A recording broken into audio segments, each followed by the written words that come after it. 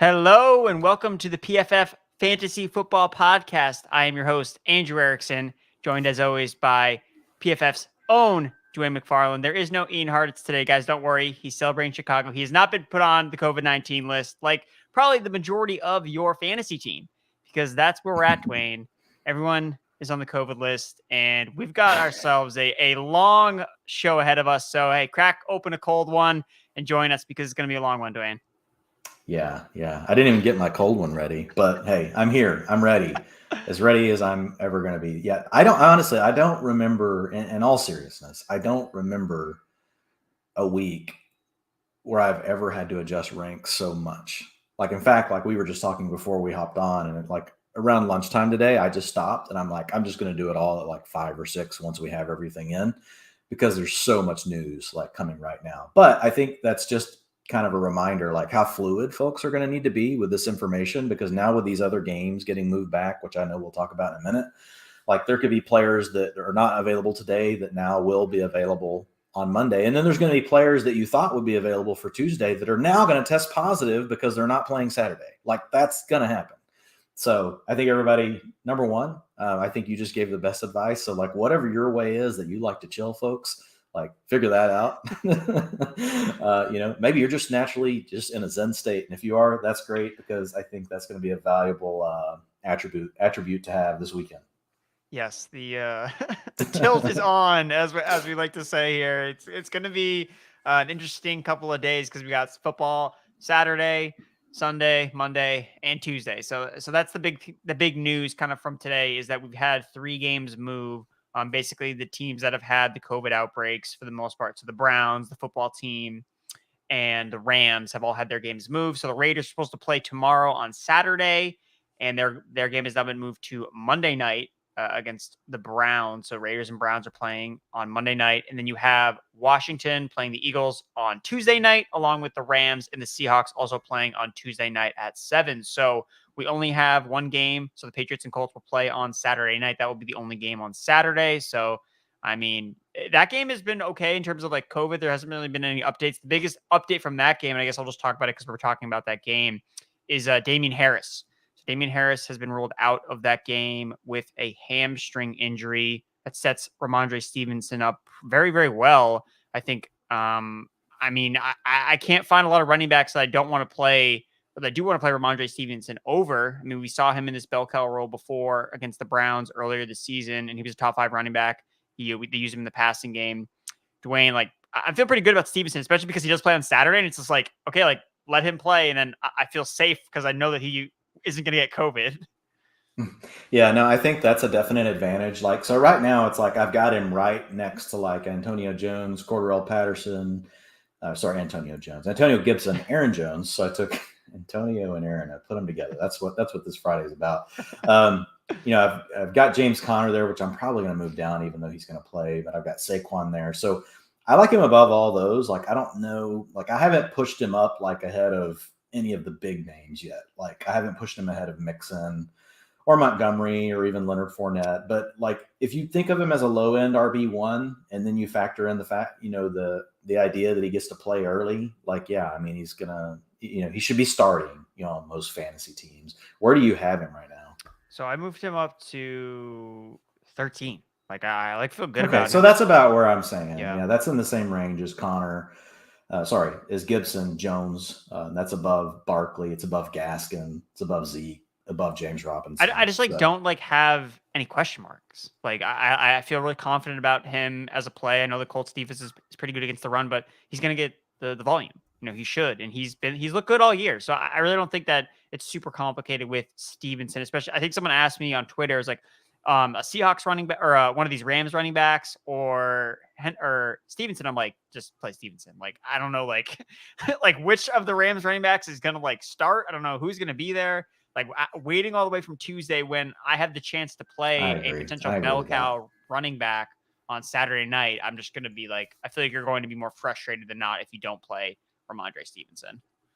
Yeah, like, and I'm fine with people, like, if you want to put him in over Antonio Gibson, like, why not? Like, all of Washington has the virus right now. And so while many of those players could get cleared to play now that the game's been moved back, like, we could see Gibson get catch it and be deactivated.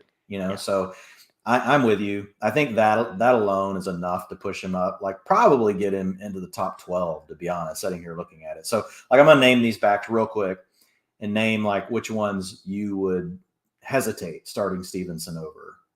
Antonio Gibson, Aaron Jones. I'd play Stevenson. Yeah, just stop me if you hear one. James Conner, Saquon Barkley, Myles Gaskin, Ezekiel Elliott. But then, like, if you go up the other way, like, I'm probably still playing Cordarrelle Patterson over him. Josh Jacobs, I'm probably playing over him. But I wouldn't care if someone did play Stevenson, because now Jacobs, this is what's going to happen. This is going to happen to the Raiders. Like, they're all good, locked in, ready to roll. And by the time this game gets delayed and it gets to them, like, some of their players are going to be hit with the virus. So even on that, like, I may basically move Stevenson up above everyone that I know plays those late games. Yeah, I think that the main takeaways here is like figure out how to put Stevenson in your running back slot, figure everything else out later. Like, I really think that you're going to be happy with what he does. I mean, he's in a good spot. Like, I don't think you should get away from him. And maybe one of these other running backs does outscore him, but I don't think you're going to be disappointed with if you play Stevenson regardless. And I think just knowing more information, having, okay, if he busts, all right, now I know that I need to wait for a Tyler Lockett. I need to wait for one of these Tuesday night guys because I need the upside. I think that's a good approach. So that's kind of it with the Patriots and Colts. Let's go through the other. We just spent 10 minutes on one player and we have 4,000 to cover. All right. So Browns, Raiders. We thought that Nick Mullins was going to start because Mayfield was on the COVID list. Case Keenum was on the COVID list. Now that game has been moved obviously to Monday night. The Browns, I think for the most part, we're starting pretty much Nick Chubb. Pretty much no matter what. Now it looks like he'll probably be. I'm not bothering waiting on anyone else. Like Nick Chubb is the only player from that whole thing that I would be willing to wait on. Yeah. I think that's safe, and I think that this works. You were going to play Chubb pretty much no matter what, and now there's a chance he gets back some of his offensive linemen, which I think is huge. He was going to be missing Wyatt Keller. It's you pick up the risk that he could come down with it and be out of the game. Yeah, because Kareem Hunt. But you do get right. But you do get upside that. To your point, he could have some of his offensive linemen back, which would be obviously is a really big deal. And also make sure that Dearness Johnson is not available on wait. Like make sure you pick him up because again, like you alluded to, Chubb gets COVID.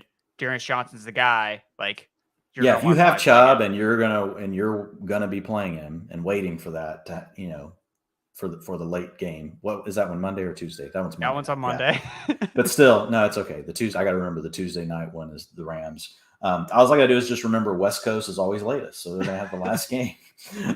So, yeah, with Chubb, I agree with that. Where do you have him? Like right now, I've still got him at 5 just because it's like it's all Nick Chubb. I had him at 3, but I moved him down with the offensive line and all this other junk. But I think he's a top 6 back, I think is an easy way to put it this week. I don't see a way to get him out of my top 6. But he does come with the extra risk, and I think you're spot on. Like if you have Chubb and you're waiting, you have to get Dearness Johnson onto your roster somehow.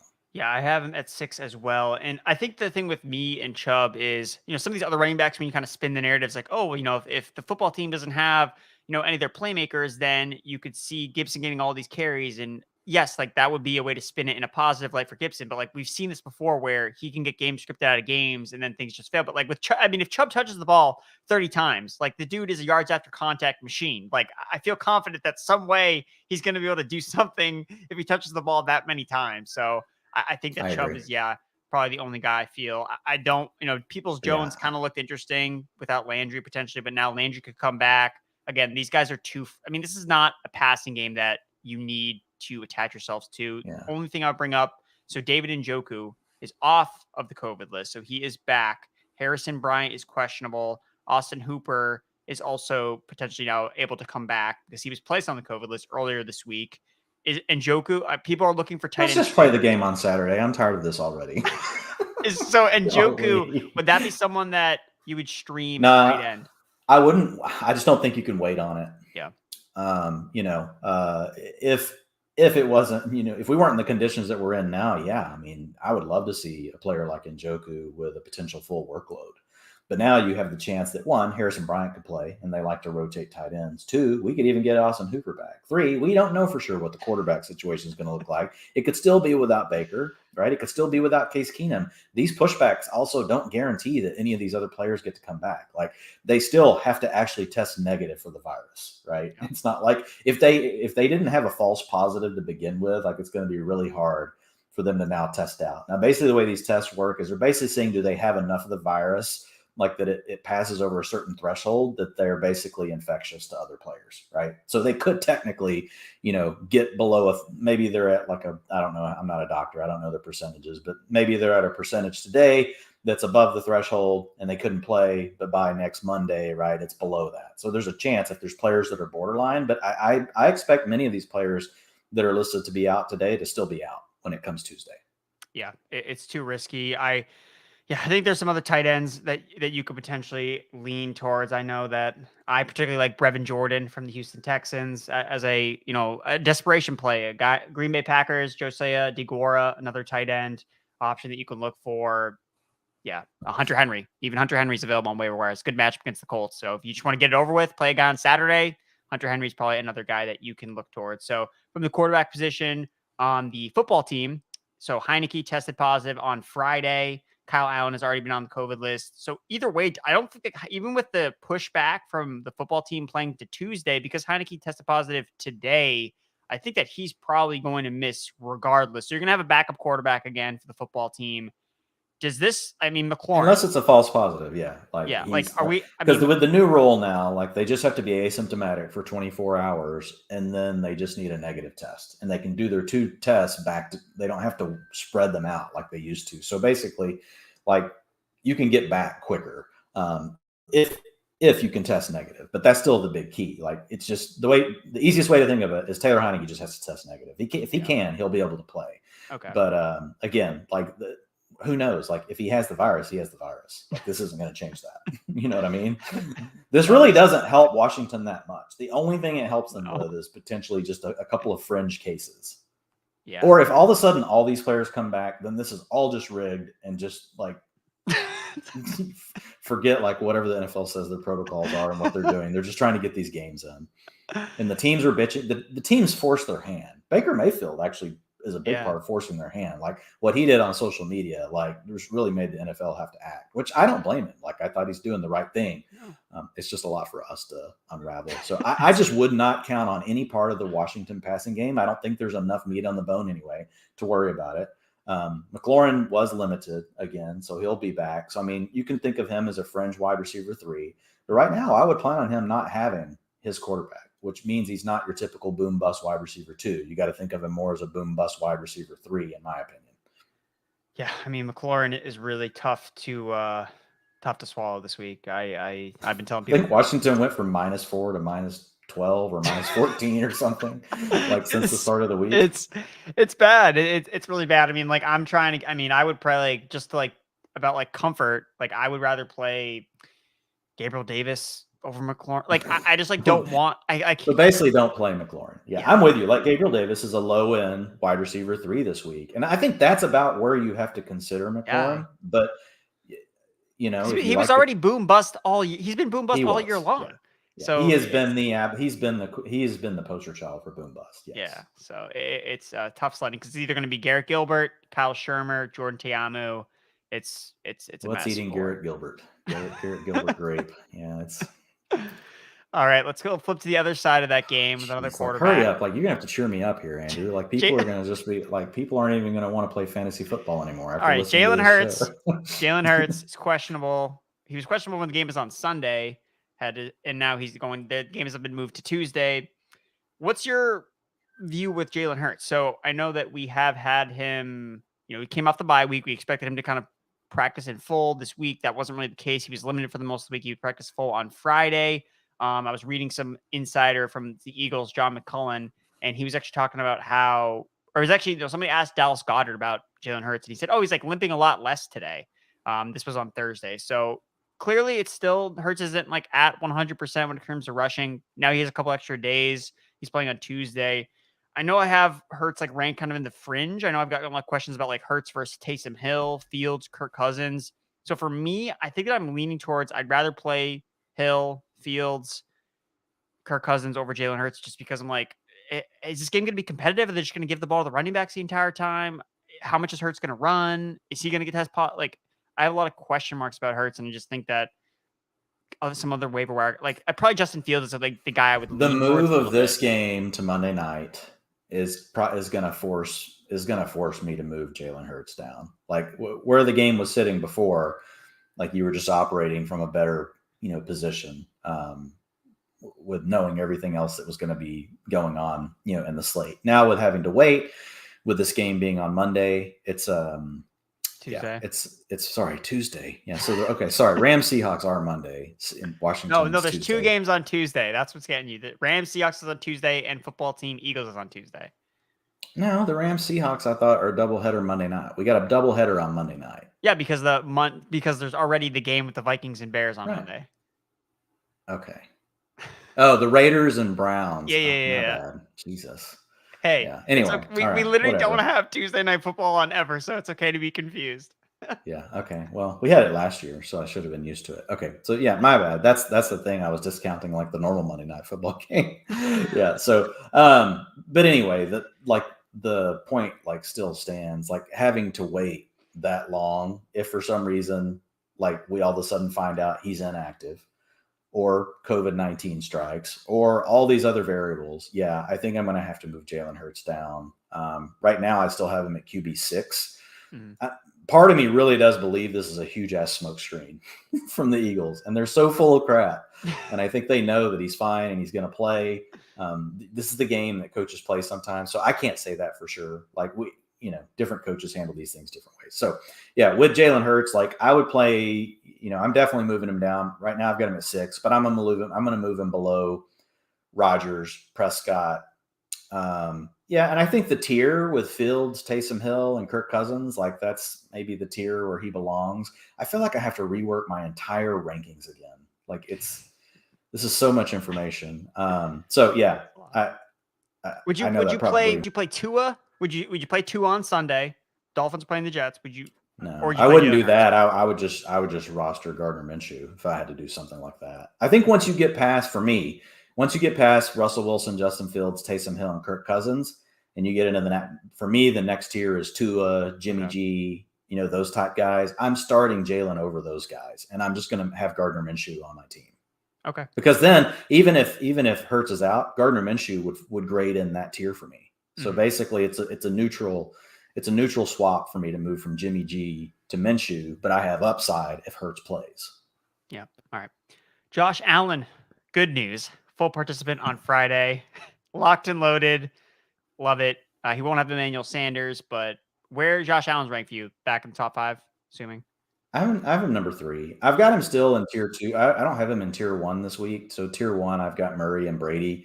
I just think that, we're probably not going to see Allen run as much. And that's a big part of his game. So I'm expecting to see plenty of passing from Josh Allen, but I don't know that we'll get a rushing touchdown. I don't know that we'll even get 30 rushing yards. So that creates a slight downgrade. So I had him actually in the same tier as Patrick Mahomes and Justin Herbert, which if he performs like those two guys did last night, you're still just going to be fine. Like you're still going to have a nice quarterback 1, on the week, especially with what Mahomes did last night. But that's above Stafford. It's above Aaron Rodgers, above Dak. So, I still have him pretty high. Aaron Rodgers missed practice on Friday, but he's going to play. Yeah, he's just dealing with this toe thing. It doesn't matter. He's going to shred. He just wants us all to know that he's dealing with this toe. Yeah, dude. I swear, I've never seen someone want everyone to know about his injury so bad as Aaron Rodgers. But hey, when you're like a badass like Aaron Rodgers, like, hey, you do you, man. Daniel Jones is out. Mike Glennon's going to get the start for Big Blue. That really doesn't matter. It's just that offense is just a total. Why are you talking right now, Andrew? Last quarterback news that actually matters. Lamar Jackson. So he has missed 3. He's missed practice all week. Seems pretty likely that he's not going to play. Harbaugh's kind of been beating around the bush about it. I said he has a chance. We'll check him out pregame. It's all about the preparation. If not, he can't go. We got Tyler Huntley. He'll be ready to go also. It's a game time decision.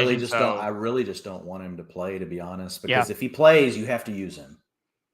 And I worry that this is the type of issue, right? Like, look, he got knocked out of this game, and I know they came back and said low ankle sprain. Remember, folks, technically Saquon Barkley's ankle sprain was a low ankle sprain. Like, and you saw that thing. Like, so, he was knocked out of this game. People immediately think, oh, it's not a high ankle sprain, they're fine. Like, there are bad low ankle sprains. And so Lamar Jackson right now, I don't trust. I've got him at number 10 in my ranks already because if he does start, I don't think he's going to be able to use his legs. But that still means he's going to start for most players that have him.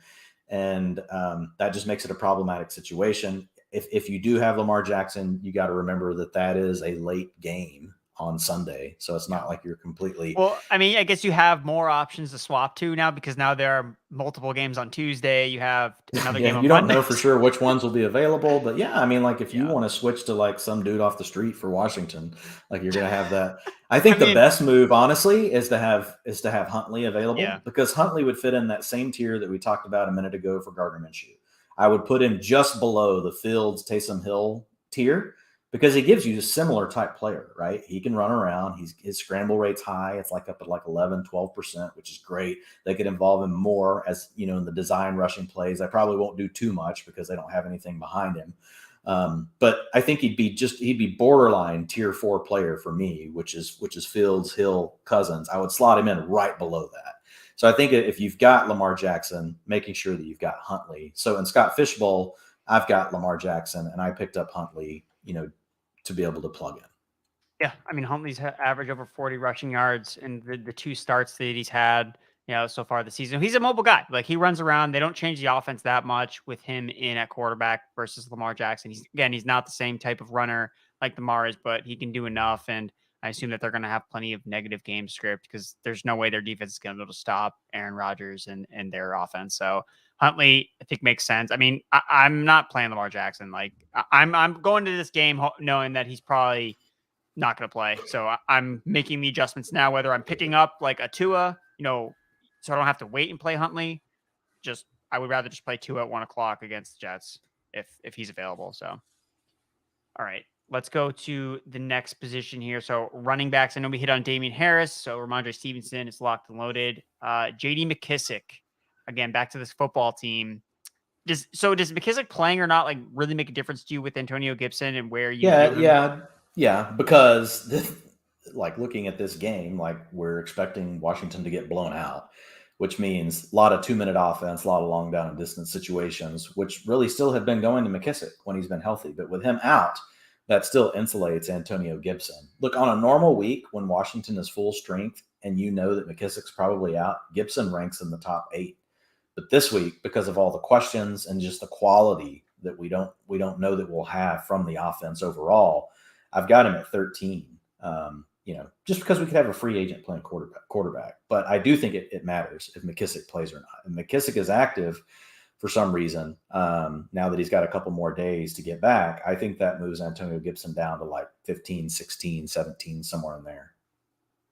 Yeah, McKissick or Antonio Gibson's is really tough to read because even you saw, last week we had the negative game script and no McKissick, and it didn't work. So late in that game too, though, he got benched for the fumble. He caught a ball in the third quarter, then he fumbled. And so he was on pace for really an elite utilization, 90% of the snaps, but it ended up, he lost all that really late in the game because of the fumble, so Grandpa, pulled away the Werther's candy jar, from him, said, made him go sit on the couch, because he messed up. It's always good to get your best players off the field when they fumble. That's the best way to make up for, a bad play. I always go back to that. It's like when I remember it was Kareem Hunt, his rookie year, he fumbled on his first touch or whatever against the Patriots. And everyone was like, oh, Andy Reid's going to bench him. And they didn't bench him. And he went out and had a freaking monster game. So come on, coaches, do better. Jordan Howard, Miles Sanders on the other side of the ball in that game. Both practiced on Friday. Both look good to go per Nick Sirianni. How do you see this backfield kind of splitting up between Sanders? I mean, we haven't really seen Sanders and Howard really play together. I don't think we see them play together all this year because I think they didn't really use Howard until Sanders got hurt initially. And then when Sanders came back, Howard was already hurt. So yeah, it's kind of another tricky situation, right? Because it matters, does Jalen Hurts play or not? Because if Jalen Hurts doesn't play, then that's a bump for Miles Sanders and Jordan Howard. They're going to get more carries. If it's a situation where Jalen Hurts, does play, then we at minimum have a 3-way backfield, potentially a 4-way, because you could still have Boston Scott or Kenny Gainwell involved. because we've seen games now where they've involved all 4 of those players. So I think you have to be careful with Sanders. I think you have to be careful with Jordan Howard. Sanders, I feel bad for him, Andrew. It's like every time he's about to get there, it's like something happens, whether it's an injury, whether it's 2 fumbles, just weird stuff has happened to Sanders and just made it so that we haven't been able to see him truly like be unveiled in the offense in this lead role. Like every time something stands in the way. So for now, I mean, I've got him at running back 27. So that's in my 4th tier. So it's like a borderline RB2. He's a player that could give you an RB3, RB4 performance. But if things went right, he's got big playability. You wouldn't be surprised to see him put up a really strong RB2, spot. But I think for now, you got to treat it kind of cautiously. I do think it's going to be a committee. I think that Miles Sanders will lead the way. But when I say lead the way, I'm thinking 40, 45% of the snaps. And then you're going to have the rest, maybe 50% max. And the rest is going to be split up, across these other guys. Would you go Miles Sanders or Rashad Penny? Both play on Tuesday. I have Rashad Penny 1 spot above Miles Sanders right now. I have Devonta Freeman 2 spots above.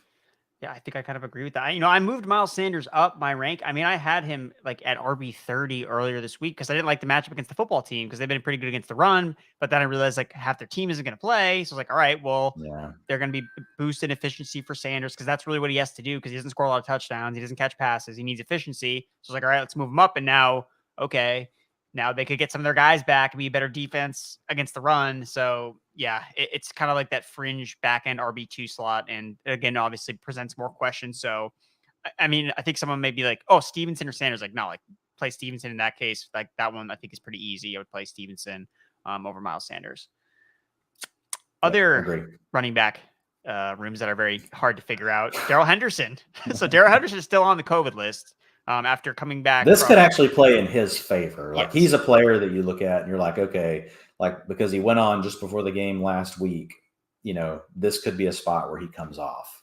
Okay. And are you confident? Like, what's your confidence level on him being the main running back for the Rams, despite what Sony Michel's done? I don't have that confidence. I think he's the lead back, but I think it's going to be more of a split than what we've seen earlier in the season. Maybe more of like a 55, 45, 60, 40 instead of a 80, 20. Really, that's what we had. It was like an 80, 20. So I think you might be closer to like that 60, 40 range. And I think that's a good place to guess for now. But again, we're guessing, just going off the data that we have. We don't really have any data points to, we're kind of going blind, right? Because now Michel has had a couple of nice games, and so we don't know what it's going to look like exactly when they get back. But we know that Darrell Henderson continually stays dinged up. We know Sean McVay's talked positively about him in the media, even though he's been led on multiple of those comments. It's not like he just came out and said, Sony Michel's going to be the lead back. He's never said that. So I would just want to play it a little more cautious. For now, I have Henderson out of my ranks, but when I had him in the ranks, to begin the week, I had him at 22. So, I mean, low end RB2 for now. So would you wait to play? So I guess like the question is, all right, do I between what running backs am I waiting to play Darrell Henderson for? So it's hard for me to wait on Henderson at this point. For most players, I'm just going to start over him. Like now, you start naming names like Mark Ingram and David Johnson. Okay, yeah, we'll wait. But like any of these other closer calls, like I'm playing Devonta Freeman over him, Melvin Gordon over him, Clyde Edwards-Helaire already played. Jeff Wilson, I'm going to play over him. Rashad Penny, I'm going to play over him. Miles Sanders, I'm just going to go ahead and play all these guys over Darrell Henderson. Yeah, and I think that because there are a couple games on Tuesday, so if you have, Penny, Sanders, Darrell Henderson, like a combination of those guys, like you're going to at least know on Tuesday, all right, like I know who I can plug and play here, if I have to fill my flex spot. And that's a big key too. Like make sure whoever is in your flex plays on Tuesday night or whatever, because you want to have the most amount of information as possible that you can then make a switch. Because let's say one of these running backs gets COVID or whatever, gets ruled out. Okay, now I can look to the waiver wire, maybe pick up a wide receiver. If Tyler Lockett doesn't play, I can pick up Freddie Swain. I can pick up Dwain Eskridge, just so you have something to play on Tuesday night and you're not left with a zero. So I think that's just really important. Yeah, hopefully you're in leagues that let you move that around. But if you can't, then you got to make sure it's your flex spot that's open. Yep. Like most of the leagues I play in now, like even though a player's already played, I can move them like from my flex to my running back spot. State of the art. Love to see it. State of the art. So that's the Rams running backs. Jamal Williams is still on the COVID list. Last week we saw Greg Reynolds kind of lead this backfield. I read a report about Jamar Jefferson that actually said that he didn't really play last That's what week I read because too. he was missing with the flu. Deuce Staley says he expects him to be more involved in the game plan. I mean, look, like not playing Lions running backs is not a hot take. You don't need to jam in these guys. But do we go back to? I think me and you were kind of talking about this on the Twitter Space, I believe, last week. We were like, you liked Godwin, I liked Jamar. We were both wrong because it was me to them. So, who's your highest ranked Lions running? Like, if you had to tell someone to play a Lions running back, would it be Jamar Jefferson again, or would you just go back to Godwin with hoping for the pass catching? I would just try to avoid the situation altogether. I do think Jefferson probably plays Reynolds' role. Look, here's what it comes down to. Godwin had the role we thought he was going to have. He was out there for all the passing down work. He just didn't get any of the targets. He handled the 2-minute offense, handled the long down distance. So essentially he played the DeAndre Swift role. And then it was Craig Reynolds playing the Jamal Williams role rather than Jamar Jefferson. I know, confusing. So I feel like we're casting a movie. So I want to avoid these players if I can. If Jamal was playing, like I had him at RB30, right? Yeah. So you pull Jamal out, and I think it just gets messy. And so I don't think I won't have Jamar Jefferson inside my top 36, and Godwin won't be either. So it's a bad spot for the Lions. Just lack of playmakers. Yeah. So Carlos Hyde is out. Urban Meyer has got the axe. James Robinson. This has got to be it, man. Like, this has to be the spot for James Robinson. I mean, I'm just going all in, man. I have James Robinson RB3. Like, I'm beyond bullish on Robinson this week. I love the matchup. I love the fact that we could see him get the workload that he's gotten at points this year. Like, he's gotten a 3-down workload, and I just don't see why we wouldn't see it in this matchup. So I think if you have Robinson, like, I'm pretty much starting him in almost every scenario. RB3, huh? On the Jaguars. Wow. They are playing the Texans. I mean, I give you like that. That's really it for me. It's like it's a 9.8 out of 10 running back strength of schedule on our PFF metric. Yeah, I mean, I've got him in RB2 territory, and I'm fine. I think he should be starting on most fantasy teams. I'm just not quite as bullish, as you are, but I totally get the reasons that you are, and I like the fact that like you're Andrew's making his stand. It's late in the season, make your stand. It's like now or never. It's like, you've got all this emotional capital, and you got to put it somewhere. Like, and you're like, it's just going to channel all onto this James Robinson chip right here. All betting it all on black. All right. Yeah, no, Robinson. Look, you're going to play him if you have him. I've got him as a mid-range, low-end RB2. But again, like, it's such a mess through there this week. Like, I could see Myles Gaskin outperform him. I could see Saquon Barkley outperform him. I could see him outperform both of those, right? I could see him easily finish at the top of the tier that I have him in. So again, if you have him, you're playing him. Like, the guys that, I'm for sure starting over James Robinson, like, absolutely for sure, would probably be Mixon, Montgomery, Fournette, assuming he plays, which, they've said he is, Nick Chubb, Alvin Kamara, Najee Harris, Jonathan Taylor, Dalvin Cook, and probably Josh Jacobs, Cordell Patterson, Ramondre Stevenson. I'm probably playing all those guys over Robinson, but I think I just named like 12, 13 guys. So, I mean, that means anything past that, like, he's fair game to me. Yeah.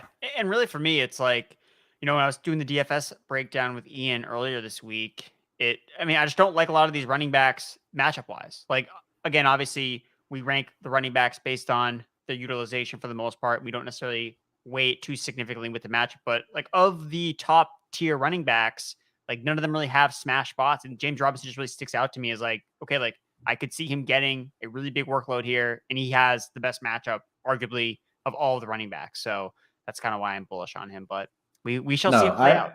No, I agree. Like, I mean, he's in a good spot. Like, I mean, really the running backs with the best matchups this week are he and Myles Gaskin, who could pretty much dominate, the backfield for Miami. They do have Salvin Ahmed back. And then whoever starts, against Detroit for Arizona. Honestly, I was just kind of hoping they would say James Conner is out and you could use Chase Edmonds. And so I think Edmonds is in a kind of a similar spot. I think that's actually the next guy on our list. So like if for some reason James Conner's out of this game, Edmonds will be in my top 15 backs this week. Cliff Kingsbury said he expects both of them to play. So I think it's in a situation. I mean, I can't imagine. Yeah, so that's enough to hold it back. But man, I'm just like, good God, like James Conner's probably not ready to play. Like I know. I feel like they should just let him rest. You see the Lions, you're just like, I can't. Oh yeah, no. If you have James Conner, well, look, James Conner has carried a ton of teams into the playoffs. Yeah. Like you're on his back right now. Like if you're in the playoffs and James Conner's on your team, like he's a key reason you're there. So yeah, it's going to be hard to go away from him because you're thinking against the Lions, man. Like even half of James Conner could fall in the end zone for 2 touchdowns.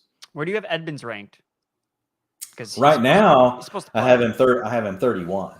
But if for some reason we heard he was going to take the lead role and Conner's more emergency, or if Conner were out, like he would move into my top 15. But if not, like it makes it more difficult. I'll probably end up moving him up a little bit just because I'm kind of with 2 DNPs and then just getting back to practice just now today for Conner. It's like he's pretty banged up. And I guess and Edmonds. The irony of all that is, like, so Conner is carrying multiple high stakes teams for me right now. And they're good. Like they have other good players, but he's been a huge because he's in my flex. So I'm flexing James Conner every week, which has been like enormous. And so on that play, that won one of my matchups. That won me $1,500. That last play, that last dump off that he got hurt on, because the opponent I was playing had the kicker for the Rams, who kicked another damn freaking long field goal. Like he had like 3 in the game. So I had just gone back down, but I was down by 0.10. And I was like, oh man, like I just lost to a kicker. Like, cause it was back and forth. Like he had a lead against me. And then he had a kicker and a lead. And I had James Conner, like having to try to overcome like all of that. But anyway, it was just kind of funny. Like I was so excited. And then I was like, why is he limping? Because it won my league, but it got me into this championship round. And now I could be, it's funny how fantasy works. Now I'm playing with 75% of James Conner when I'm trying to win 500K, but that's how it goes.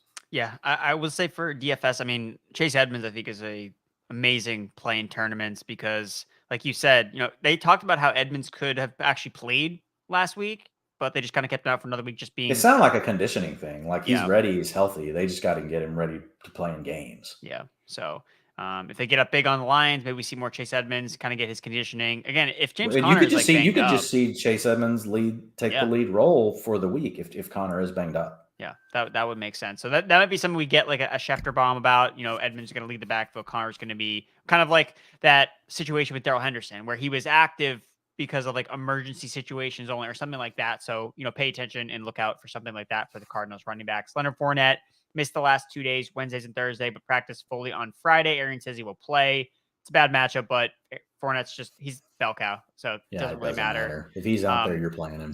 Alexander Madison. If he for some reason doesn't go, I know Arians has said that he is playing, but just since we're covering all these scenarios, in that case, like Rojo would move to like mid RB2 territory. I would not expect him to handle the passing down work, but still a back probably going to see 60-70% of the carries on an elite offense. So like Rojo, just let this be your reminder. Like Rojo, like he's a nice stash play. Like he's the kind of guy that if for some reason, like Fournette re-injures his ankle this weekend, come next Tuesday, we're talking to you guys about waivers. Like people are going to be dumping the whole kitty bank on Rojo. So like if you can find a way to carry him this weekend, especially knowing Fournette's, banged up, like if you've got the room, I know some rosters are tight and you can't do it, but if you've got a deep bench roster, like Rojo's a great kind of guy to just have sitting there waiting. Agreed. Alexander Madison is out with COVID. He's not unvaccinated, so he has to take the 10-day quarantine, and that means he's not going to play. So we're going to probably see Kene Inagwu or Wayne Gallman back up Dalvin Cook. Aaron Jones has missed practice this week with a non-COVID illness. He came back on Friday. Aaron Jones is kind of like, it was really weird how they've been using more A.J. Dillon. How are you feeling about Aaron Jones in this Packers-Ravens matchup? Yeah, doesn't really have, I don't see the Ravens keeping this really competitive. And I think when the Packers get a lead, they're like, okay, well, let's just feed A.J. Dillon. Like, that's what we like. Like, Aaron Jones is much better in shootout environments where it's like back and forth. Like, let's use Aaron Jones as a receiver. But in games where the Packers are in control and cruise control, they use A.J. Dillon more. Yeah. Dylan, the last two games that we've had Aaron Jones has actually handled 60% of the rushing attempts, which is what he was handling before Aaron Jones came back. So I think you just have to acknowledge that the roles are different now. Aaron Jones is more of a move around playmaker. They're going to get him out there on passing downs. They're going to use him in mismatches versus linebackers. But I mean, he's only getting 20 to 30% of the rushing attempts. Now, it could be part of it is maybe his knee's not fully healthy yet. And we could see that change over the next few weeks. But I downgraded him this past week for the exact reasons that you mentioned in the utilization report. Just the fact that, look, it's not in fact, like, this is the least work we've seen from Aaron Jones in like 2 to 3 years. Like, now, earlier this season, he was basically getting everything. He was getting half of what Jamal Williams left behind. And so, like, he was a top 5 back every week. Then he gets hurt and comes back, and he's not even getting as much as he was back whenever it was he and Jamal Williams. Now it's like A.J. Dillon's getting so much more. So it is an issue. I've got him inside my top 15 because he still plays on a good offense. He can make big plays. He's involved in the passing game. But you have to think of him more like, early stage Alvin Kamara, early stage Christian McCaffrey before they became, every down, early down backs as well, back when they were just really the passing down backs. So Aaron Jones, we need to see him get to like 40 to 50% of the rushing attempts, like, to really feel good about him as a low end RB1 plus his passing work. Well, right now, like, he's getting the passing work, but he's not getting enough of the early down work. So that's a problem. Did you say that you would rather play Stevenson over Jones? Yeah. Agreed. Yeah. I've got Stevenson, same tier, but right now, like, just looking at it, I've got Stevenson 2 spots ahead. Yep. I agree. Ramondre Stevenson over Aaron Jones, man. Wild times in 2021. Elijah Mitchell. And it's just a chance that Stevenson, we know Stevenson has a shot of touching the ball 20 to 25 times. Aaron Jones doesn't have that. Yep. That's really the difference. Elijah Mitchell has been doing on the field work this week. DNP on Friday. Elijah was not out there for practice. Got Jeff the 2 Wilson, matchups he's missed. Jeff Wilson season again. I wrote in the show sheet doc, I'm ready to be hurt again by Jeff Wilson. So where do you have Jeff? I mean, Jeff Wilson's basically been an RB3 in all the games that he's quote unquote been the starter. Now, the game against the Jaguars, he had pretty good usage.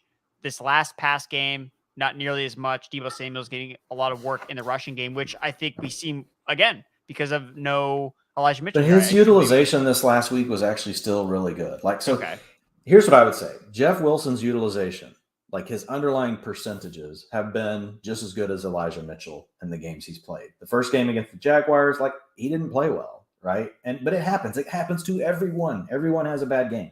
This last game, his underlying percentages were all still the same. The difference was the Niners decided to throw the ball last week. Like, that's the first time they've been in a leading strip like that all season, and they actually decided to pass the ball more than run the ball. It's the first time. So basically, I think they looked at it and they thought, well, looking at our running back situation, we got Deebo battling and growing. Jeff Wilson's coming off of a knee injury. Like, how much do we don't have Elijah Mitchell. We don't have Trey Sermon. How much do we really want to pound these guys? JaMychal Hasty's been banged up. So I think they just decided they were going to throw the ball, and they had a great mismatch that they found with Kittle, and they just wrote it. And so I think what this week you could see, in a game where they're favored by almost 10 points, you got implied points of 28. You've got an 8.9 out of 10 running back strength of schedule, a 92 offensive line run blocking advantage, which is number 1 on the slate. Jeff Wilson, look, if they decide to run the ball 50% of the time and drop back to pass 50% of the time, Jeff Wilson's going to see 18 to 20 touches, like, even with Deebo being involved. So, and he could score a touchdown. So I think he's a low end RB2. You don't have to force him. He doesn't make his way as high in the rankings this week. Last week he was like up to 18 for me because we have a full slate, besides the COVID stuff, right? We've got, we don't have 4 teams on bye.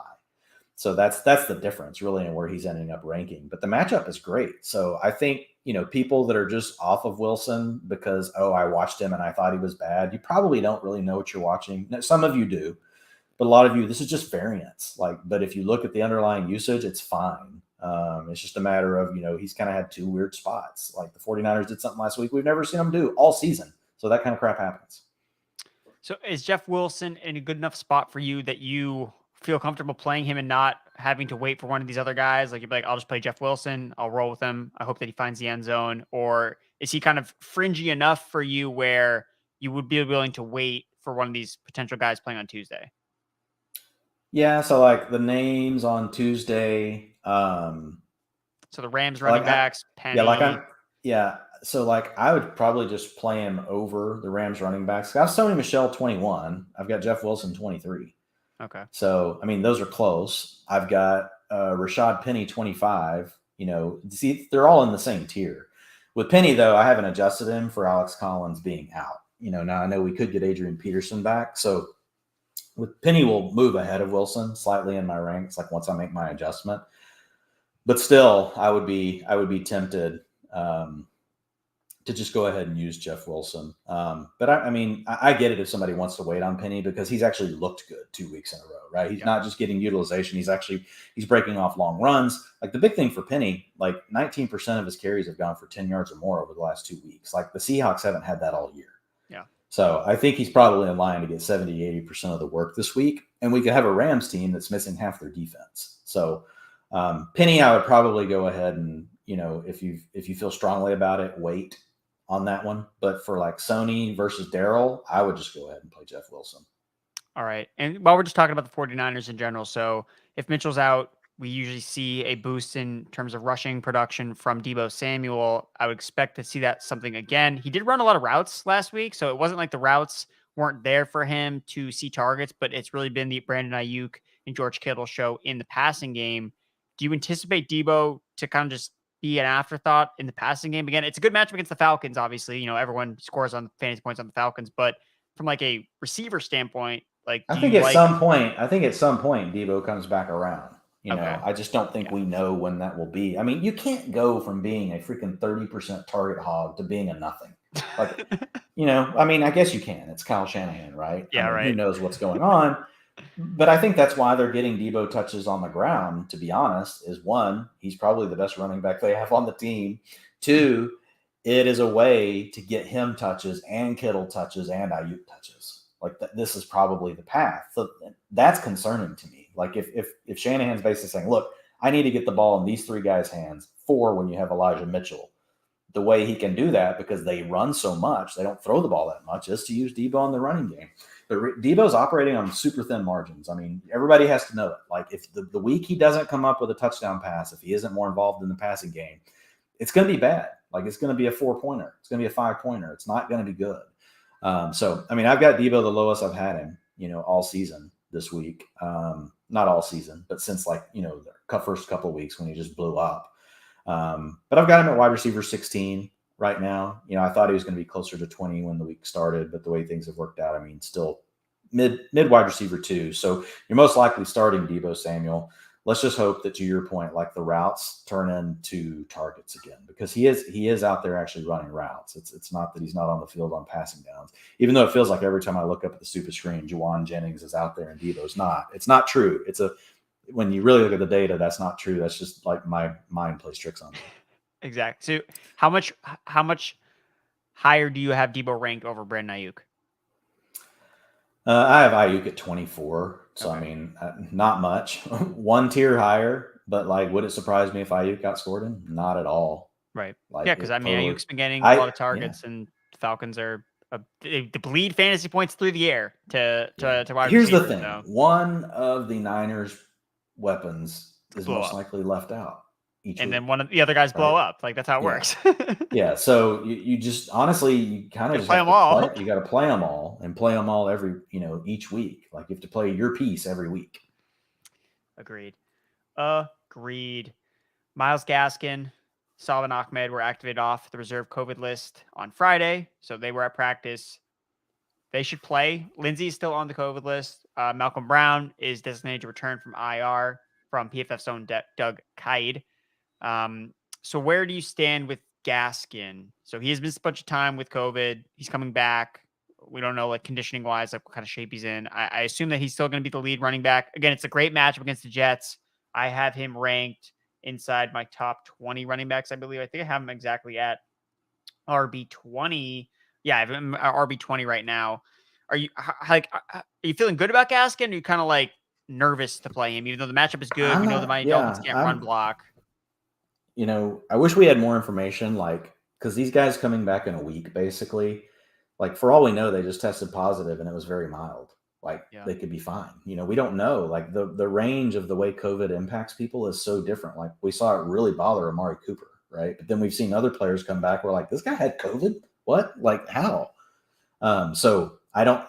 It's tough to say. I think there's a range there, but I think you're close. I mean, and you're ranked maybe more accurate than mine. I've got him at 17, so we're right next to each other, and where we have him. But he gets the Jets, 35. Yeah, I mean, like the matchup 35. is like. So yeah, 35.5 points per game allowed by the Jets to opposing backs, and we're not going to have Jalen Waddle unless he somehow tests out for COVID, which means there's going to be underneath targets available in the offense. We know Gaskin can serve as a good receiver out of the backfield, even though for whatever reason they haven't necessarily like unleashed him in that way this year.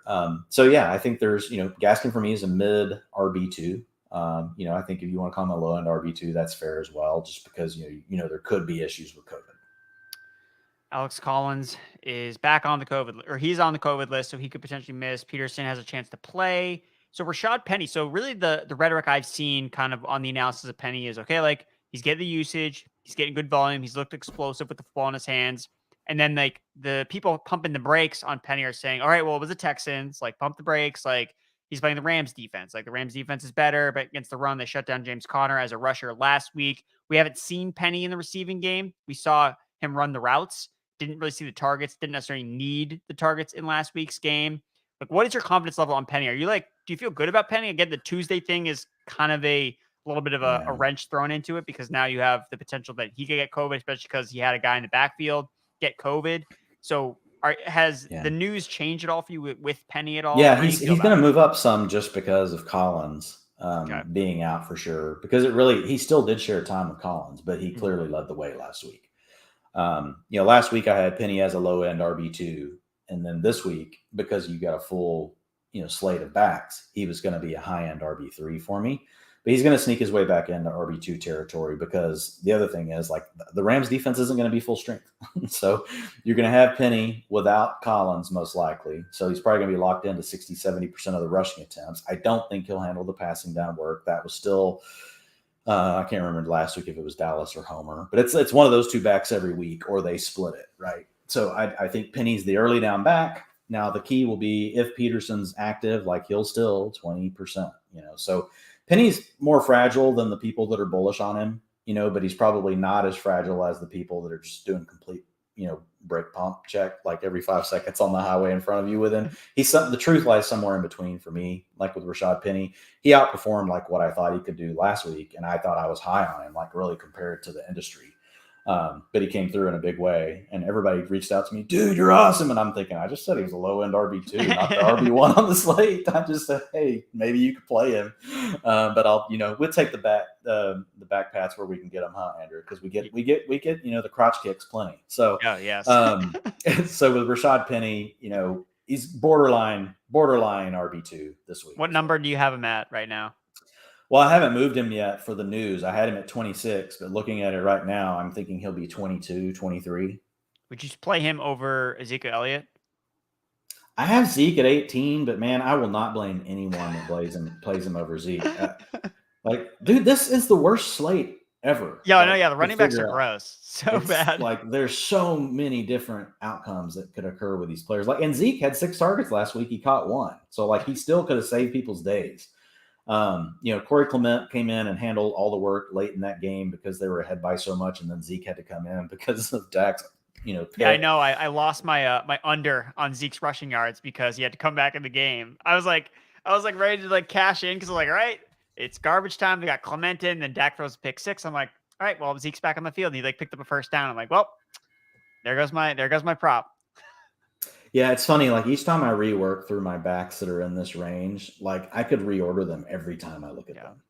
For specific reasons, following a process that I follow where it's one guy checks 2 boxes, but not these other 3. This guy checks 3, but these other 2. And then tomorrow, the news changes. And now all of a sudden you've got, it flips, and who's checking more of your boxes, or they're all just really close, so it's a real mess in that section of my ranks. So in that section as well, I haven't seen yours exactly, but I ended up kind of sliding Michael Carter into that type of area. So he's coming back off of the IR. Robert Saleh says he's going to have a significant role against the Miami Dolphins. Dwayne, I know you tweeted out a great thread about the breakdown between Michael Carter when Tevin Coleman plays and when Tevin Coleman doesn't play. Coleman is supposed to come back. Does that have you fearful enough of Michael Carter that you're like probably more of like an outside the top 24, or are you going to buy the Robert Saleh significant role? Like, in Michael Carter's involved in the passing game. Thoughts? Yeah, so the problem is like when Robert Saleh says significant role, people just interpret that. What he probably means is he's going to be one of 3 backs touching the ball. In the coach's mind, he's telling you the truth. That's a significant role to him. It's one of 3 backs that are going to be playing. So Tevin Coleman has really been the thorn in the side of Michael Carter. Like Ty Johnson, he's been able to live with. In the games we've got Tevin Coleman there sniping some of the carries. And then what happens in those games, they give more of, because Ty Johnson doesn't get to handle as many of the rushing attempts, he takes over more of the passing down roles. So it's like a double hit on, the value to Carter. And we know that Tevin Coleman is going to be back. So I don't want to be overly aggressive on Michael Carter this week. I've got him as an RB3. You could call him high end to mid-range RB3. It's also not the greatest matchup against Miami. They also play a ton of man coverage, and a lot of the value that we've gotten out, they run more man coverage than any other team in the NFL. A lot of the value we've gotten out of Michael Carter, honestly, in his big boom weeks has been in the receiving game. And so whenever you play against, yeah, exactly, with Mike White at quarterback. And so when you look at running backs, their target shares drop by about 5% when they play against heavy man teams. It goes up by 5% when they play against zone. So I think Michael Carter and the backs are going to be less involved in the passing attack. The Dolphins defense overall has been pretty stingy here lately. They're playing good.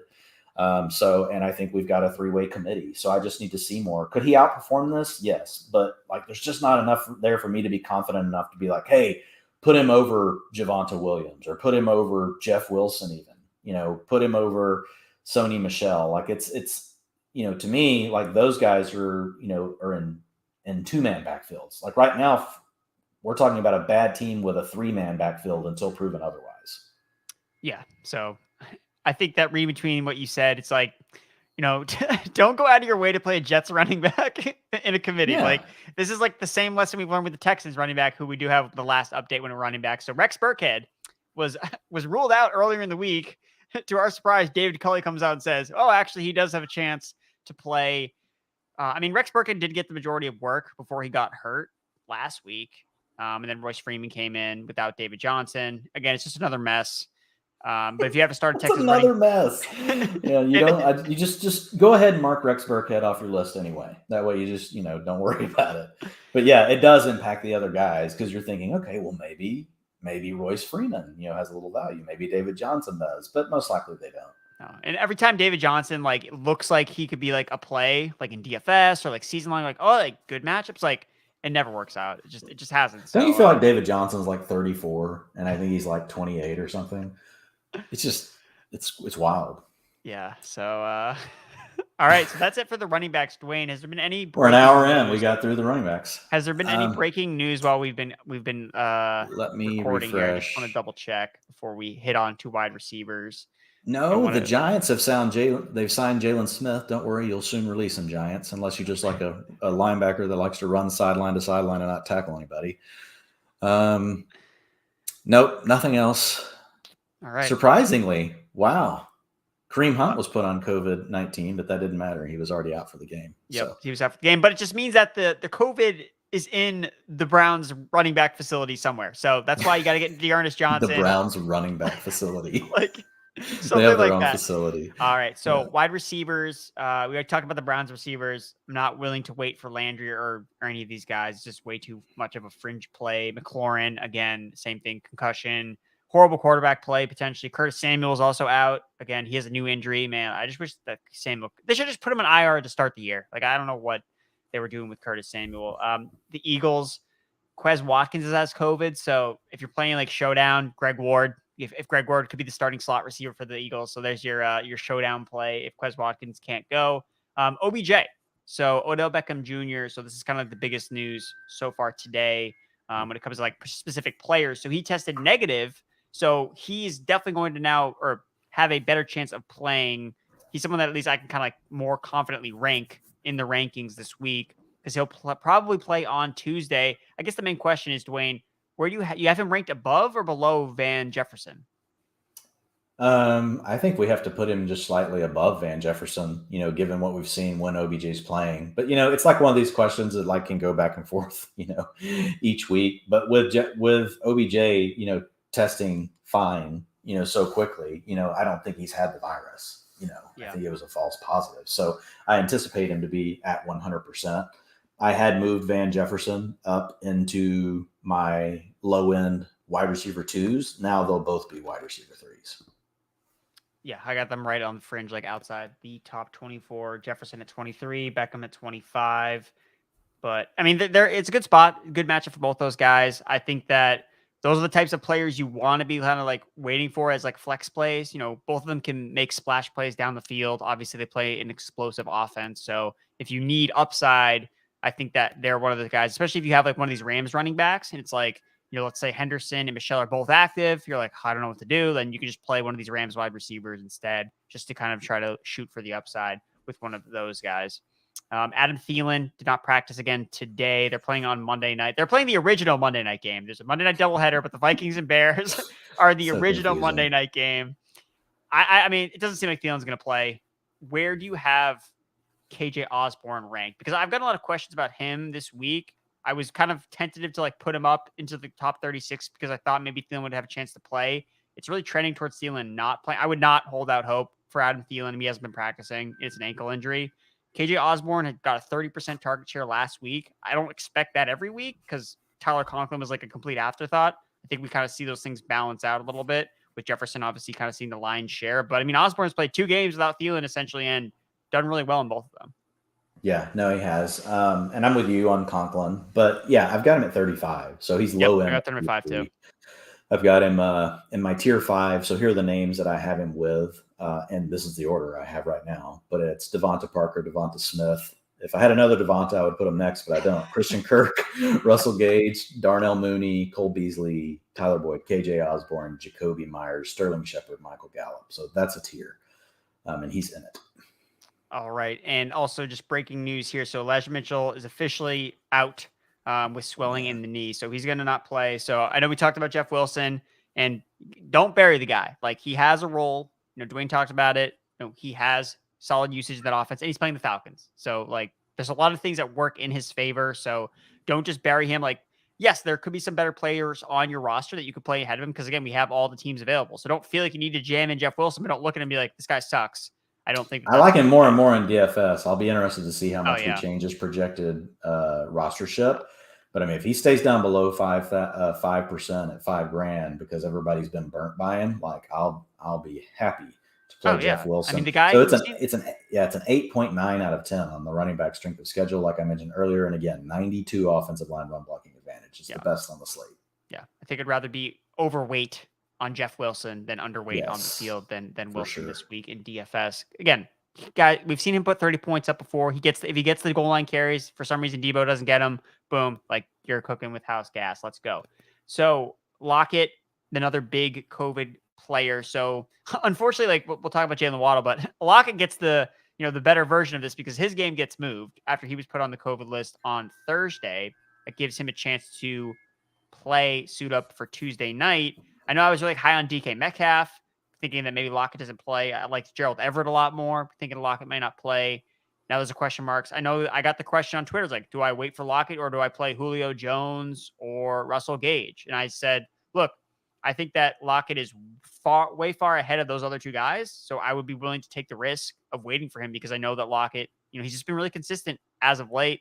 I think that it's a good matchup for him in a high-powered game against the Los Angeles Rams. Is that kind of just the move with Lockett? It's like, look, like you got to take on the risk. And that's kind of like, I mean, Lockett's like a risk every single week, it seems like, because he's just so volatile. And I mean, just kind of throwing in the COVID thing just kind of makes it just another element to whether you're going to play him. I mean, I think it's a full stealing combination. I'm not doing that just because like he needs to test negative. I don't think we can assume that most of these players are going to test out. I think most players that are missing right now will also be missing come time we play these games. I could be wrong, But I think most of them will be missing by the time we come Monday and Tuesday. And so when I say most, I'm going to assume that Tyler Lockett is one of those that doesn't get to play this game. Because I think that the chance is it's too great that he completely misses the game. I think it's more likely that he misses than he plays is the way I would put it. So I totally agree with your logic, like that. I think the upside is there, with Lockett for sure. But man, knowing that you could take on a 0 and it's probably the more likely scenario at that point, like I've got to get off of Lockett and I'm going to move on. Now, if there's some way that I can cushion the blow and I can get a player on my roster that allows me to keep that flexibility to pivot back to Lockett, then I like that. And because we had multiple games moved, there's more options that you can look at, but you got to have an option, in my opinion, that you can pivot to. People are going to start Greg Ward this week because they're going to have no choice but to pick up Greg Ward, the starting slot receiver for the Eagles, and just totally forget about Jalen Reagor. Just like, no, playing Greg Ward. Yeah, no one wants to play Jalen Reagor. No Jalen Reagor doesn't want to play Jalen Reagor. It's my TCU guy, man.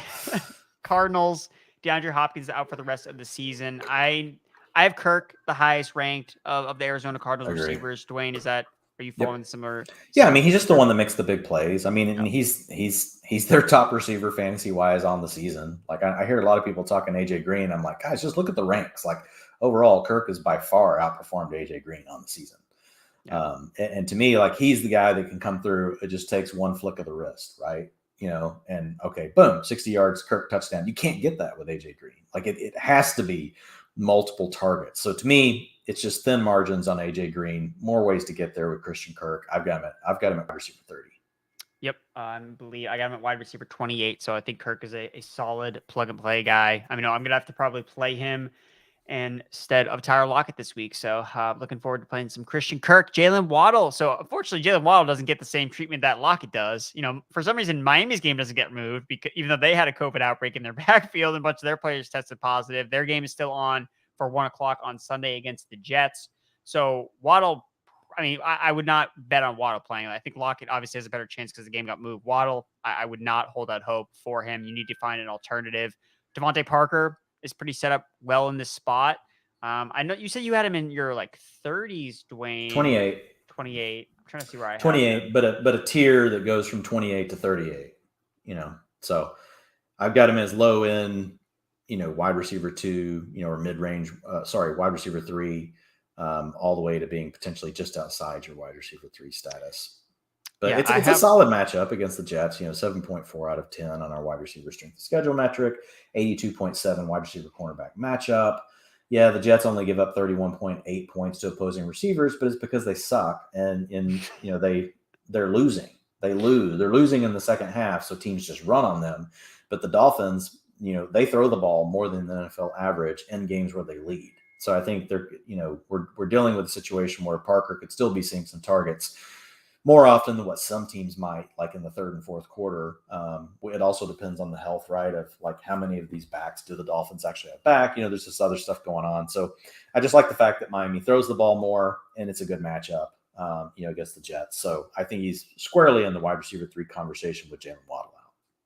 Yeah, I'm a little bit more bullish on Parker. So I actually have him in half point PPR. I have him at wide receiver 17. I think Parker, Ooh, I mean, he's been nice. Every time he's played this year, he's gotten at least 7 targets. I think in all but one game. It was the game he came back from injury, and he wasn't even playing a full complement of snaps. But he's at least 4 catches in every single game he's played this year.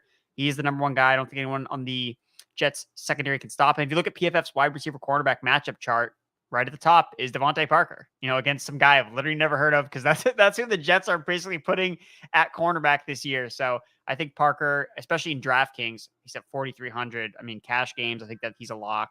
I think that he's in a really good spot. He's been productive when he's been healthy this season. So I like Devontae Parker. Next receiver, DJ Moore, is limited this week with a hamstring injury. So he's questionable for this matchup. It's not a great spot. Again, I mean, anytime you have Cam Newton throw you the ball, it's not a good. People see more PJ Walker. It's in Buffalo. It's on the road in Buffalo. So cold weather conditions. I really don't like this spot. More is a talented receiver where I would play him over like a McLaurin and other guys that are in tough spots as well. But DJ Moore, wide receiver 2 this week? Yeah, I've got him as mid-range, low-end wide receiver 2. But all the things you just mentioned are all valid. Like, you got quarterback concerns, you got matchup concerns. Not as bad now that they don't have Tre'Davious White anymore. I haven't even looked at the weather for Buffalo. Is that also a concern? It's not Like, windy, but it's just cold, just and going to just be like cold. anything Yeah. that like anything that could potentially inhibit Cam arm from doing anything less or less than it already is doing is concerning for me. It's just Yeah. Which, as much as, we all want to gripe at Cam, like the combination of Cam and PJ Walker has at least meant like basically 250 yards passing every week. We would pray for that, right? From yeah. Sam Darnold. So it's actually been an upgrade to DJ Moore having these two quarterbacks playing over the last 3 weeks, even though an upgrade is only relative to how bad it was before.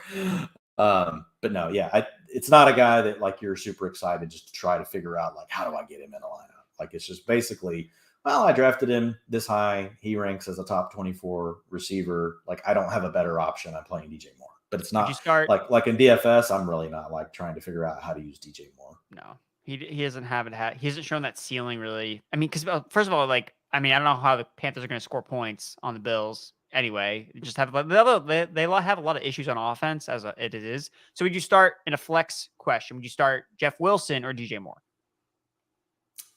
I still have DJ Moore slightly ahead, but it's really close. Okay. No, well, I think yeah. just to get people kind of thinking about potential pivots, I think I'd probably go with I think I might go with Jeff Wilson. Maybe if I needed like a higher ceiling, but I mean, Jeff Wilson's in a good matchup, so maybe he kind of has a similar ceiling to DJ Moore as well. I don't know.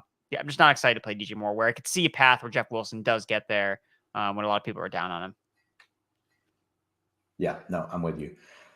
I feel like I feel like I could spend my whole weekend on rankings this weekend, like all of it, and never feel like. And then half the guys. I'm just putting this out there for people because, I mean, we spend a lot of time on them, but it's a weird weekend.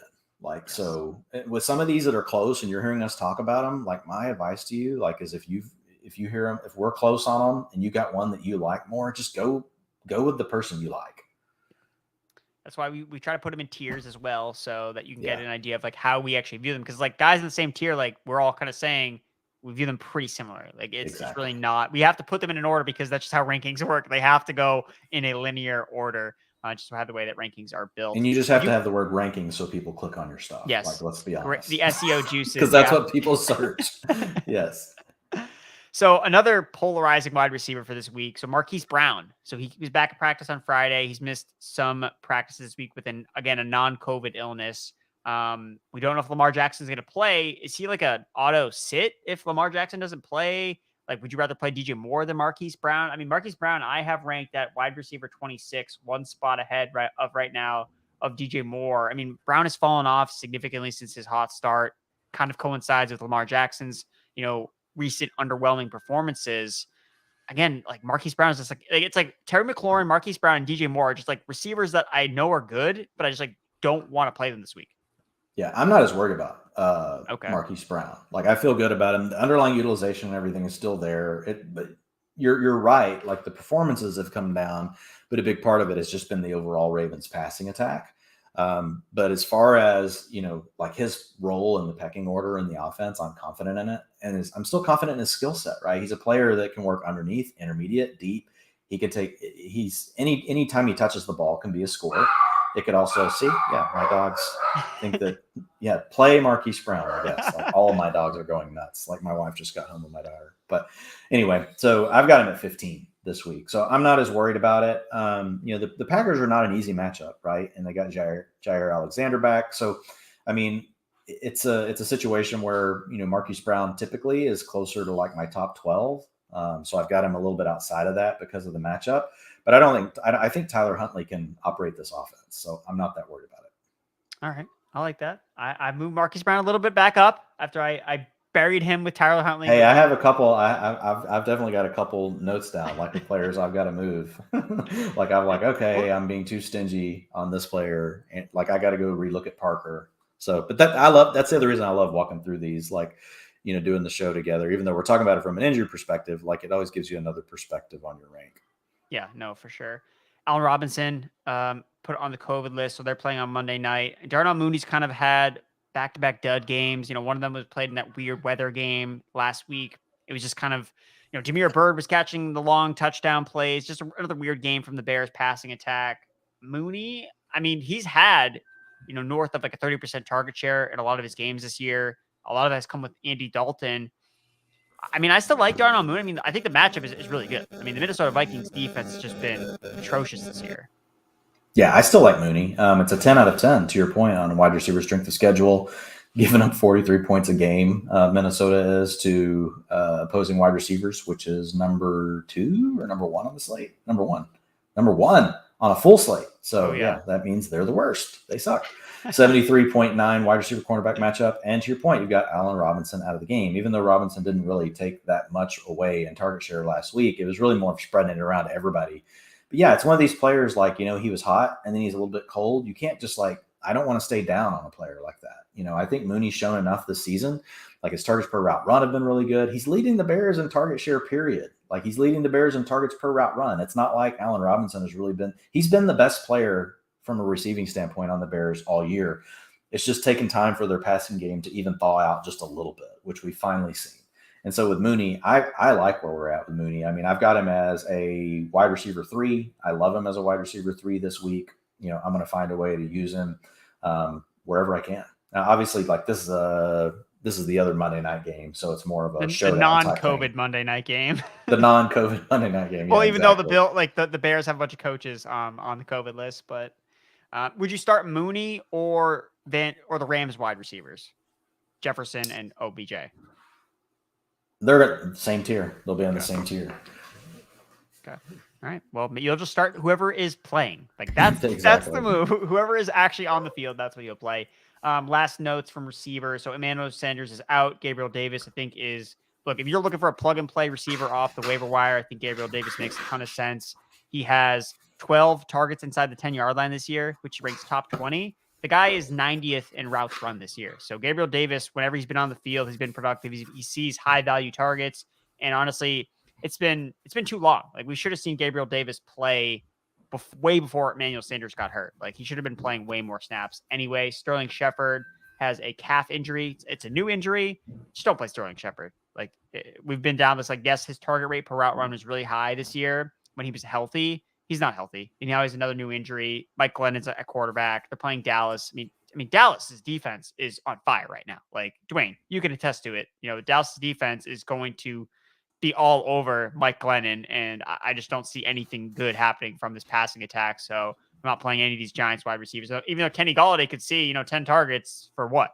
4 catches? It's just not. I had Sterling Shepard in my just borderline wide receiver 3, just because the Cowboys run the fifth most man coverage, 41% targets per route run to Sterling Shepard. But if now we're dealing with a new freaking injury, then I'm taking him. I'll just take him out of the damn mix. I'm sick of this guy. It's just. The Giants just can continue just go on the decline. It's not good. And then last injury here. So MVS, Marquez Valdez-Scantling, is listed as questionable with a back injury. Now, it's a good spot for MVS when you just look at the Ravens secondary, just totally decimated. I guess the only thing I could see with MVS is he just got to catch that explosive pass. So he's another upside wide receiver if you need it from a big playmaker. But I got MVS as a wide receiver 4 this week.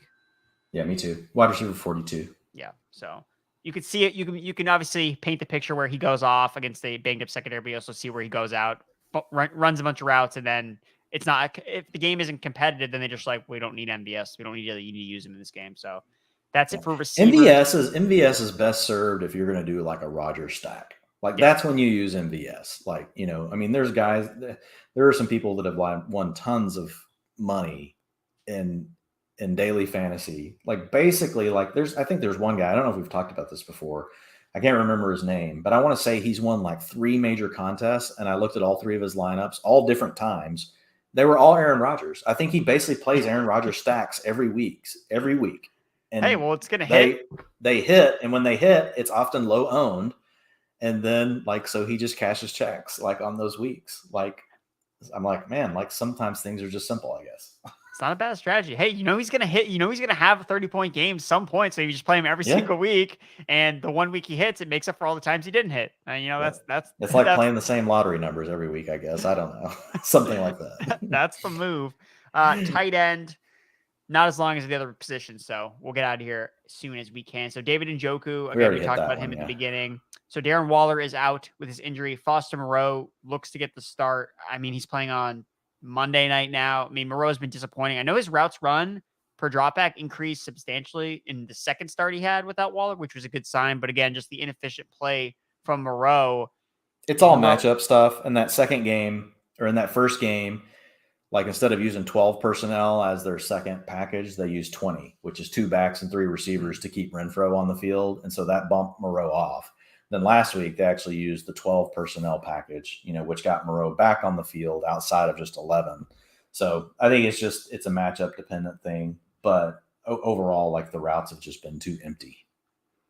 Yeah, I think I'd rather go. I mean, like if I'm looking at my tight end rankings now, just kind of because again, I have Waller in a couple of leagues, so I've been using Moreau, begrudgingly, just kind of hoping and praying that it would kind of work out. It just hasn't worked out. So again, as we'll get into, so I mean, Gerald Everett's kind of like my favorite tight end streamer this week, I guess. Like he's available on waiver wires. Hunter Henry.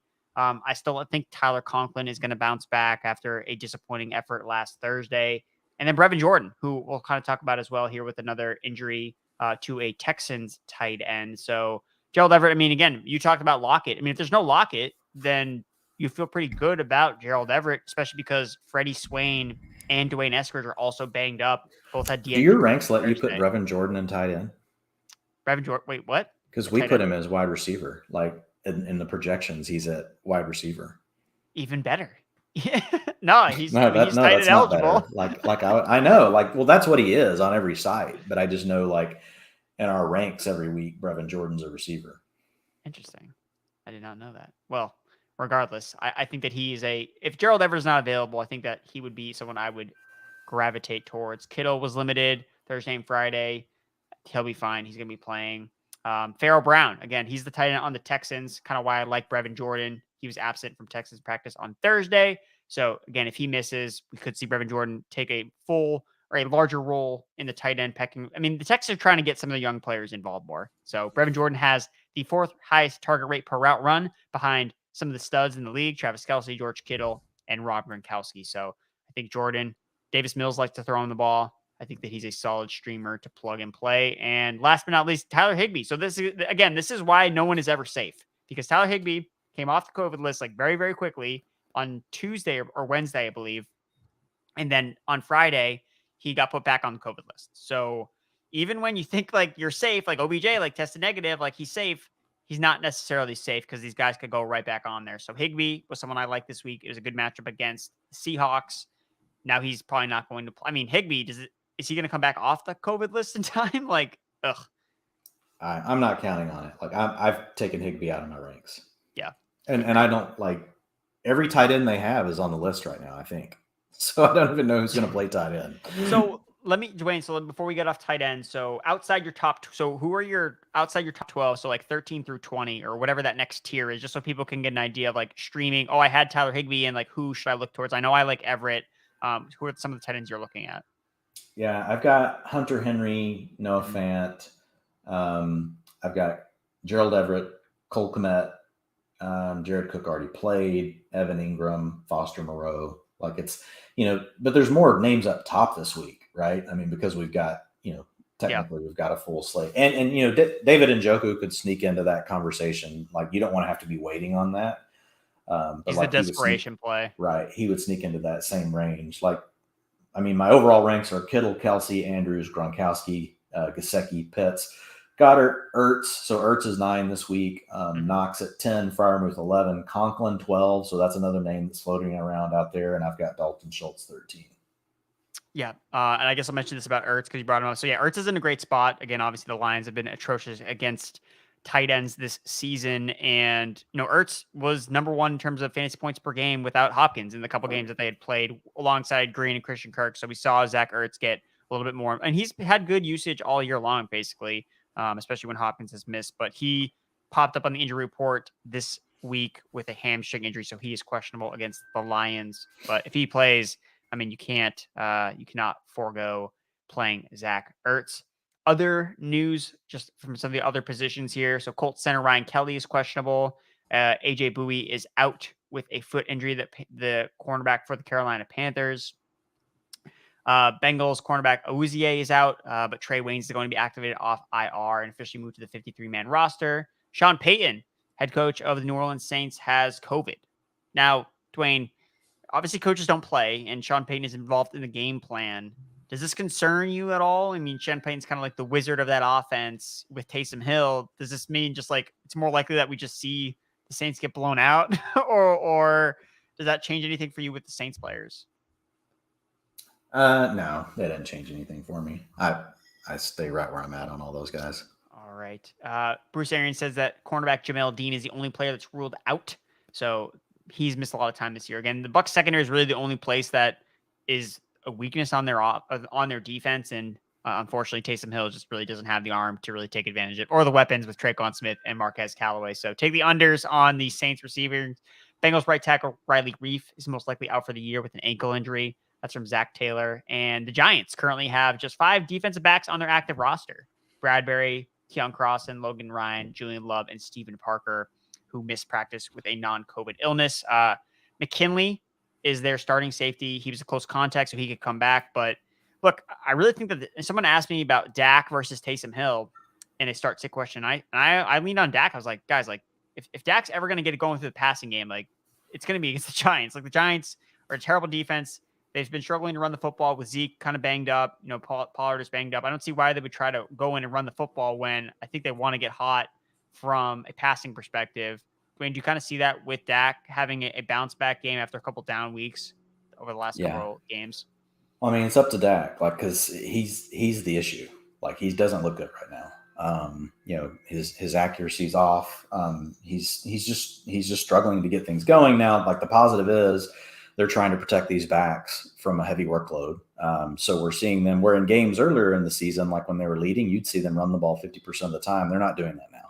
Now, even in games where we're leading or where the Cowboys are leading, you know, it's 65% pass still. So that's the positive. That means they're throwing it enough that if Dak can just like snap out of like whatever it is, and it's something since the calf injury. You know, he's got his 3 receivers healthy. And so, yeah, I think the upside is still there. He's just got to play better. But everything is like in place where it could just be like, oh, we'll just throw to win the game.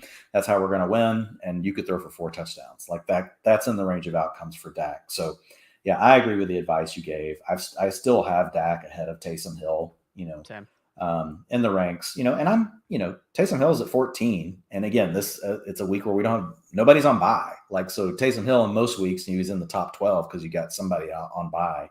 He's just, just outside of that because of that this week. All right. And then, so I have just like a list of the COVID outbreak teams, basically kind of listing off like what these teams are dealing with, just so people understand that, unless we get updated news, closer to coming into Monday night, coming into Tuesday night with some of these teams, like the Browns are so depleted on defense, like Ronnie Harrison, Troy Hill, John Johnson, Greg Newsome, Malik McDowell, Terrace McKinley, Anthony Walker, Jedrick Wills, White, like there's Mac Wilson. So that's why the Browns defense that's why the Browns were vying to get this game moved, because they literally had no one left on defense. So again, you have to adjust expectations for guys like Derek Carr and Josh Jacobs. I mean, Josh Jacobs is still like a top 12 running back for me. And I even liked him a lot more when I was thinking he was going to play just a totally depleted Browns run defense. And I mean, if they're playing with the lead, I think they're just going to feed Josh Jacobs. So I think it's just good for Josh Jacobs overall. Derek Carr, he's just been too inconsistent this year. I mean, it's really Renfro, Josh Jacobs. And he doesn't have enough weapons either. He needs at least Waller and Renfro. Like, and whenever he's down to just one of those, like it's just you can't really use Derek Carr. Even with all the guys, of Cleveland banged up, and we could have weather issues too. I don't know how this is going to change with the game being moved, but I know originally on Sunday, there were some potential weather concerns. Yep. And then the same spiel with the football team, Jonathan Allen, Cameron Curl, Kendall Fuller, Matthew Ioannidis, just a bunch of defensive players, James Smith-Williams, David Mayo, Tim Settle. Like, that's why we were going to see the Eagles run wild over the football team, because they had no one left. So the football team ranks second in the league in terms of rushing yards allowed per game, fewest, but that's when they have all their guys. So if the defense doesn't look exactly like it's been all year, then you have to kind of adjust expectations. So unless we see some of these guys come back, you're going to expect the Eagles to be able to run the ball pretty effectively, whether it's Sanders, Howard, Boston Scott, whoever is out there is going to have a productive All of the outing on the above. ground. Yeah. God, why can't we just have one back in Philly? Just two. I would take just two. If I knew there were just two. And then the same thing with the Rams. Again, just more defensive guys. So Sebastian Joseph Day, Von Miller, Jalen Ramsey, still haven't heard anything about him being reactivated off the COVID list. So that changes a lot with like DK Metcalf. So DK Metcalf, I liked a lot. You know, he's been still seeing a high target share. He's still seeing air yards. I mean, the guy had so many end zone targets like over the last 2 weeks. He's 0 for 8 basically since Russell Wilson came back. So I think that he's due. And even if Ramsey comes back, yeah, he's so overdue for a big game. Unfortunately, we're not going to get on the main slate, which sucks. It's going to be on Tuesday night, but I'm going to be playing a lot of DK Metcalf and Showdown. And I think that if you're waiting on an upside play, like there's a scenario where Metcalf plays, Lockett doesn't play, Ramsey doesn't play, and Metcalf has like that 30-point game that could save you and get you into the next round of the playoffs. So Metcalf, I think you want to try and wait for if you can. Yeah, he's the kind of guy that, like, you know, if you can make it work, you want to plan on leaving yourself room to get to that game and be able to have him in your lineup. But like, be smart, try to have a pivot play, even if it's something that may just get you 6 or 7 points. Like, you know, and if you have a league where you can make that pickup later, you don't have to worry about it right now, then fine, don't do it. You can make it closer to game time, but just leave yourself an out. Cool. And all right, before we go, guys, we got to pay some bills, football fans. I'm sure we all love an action-packed, high-scoring NFL game, but the latest no-brainer from DraftKings Sportsbook, an official sports betting partner of the NFL. You'll be a winner once a single point is scored. New customers who bet just $1 on any team to score can win $100 in free bets. It's that simple. If Sportsbook isn't available in your state yet, you can get in on the NFL action. Everyone can play for huge cash prizes all season long with DraftKings daily fantasy sports contests. DraftKings is giving away all new customers a free shot at $1 million in total prizes with their first deposit. Download the DraftKings Sportsbook app now. Use promo code PFF. Bet $1 on any team to score and win $100 in free bets. If they score, you score with promo code PFF this week at DraftKings Sportsbook, an official sportsbook betting partner of the NFL. Must be 21 or older. New Jersey, Indianapolis, or Pennsylvania only. New customers only. Minimum $5 deposit and $1 wager required.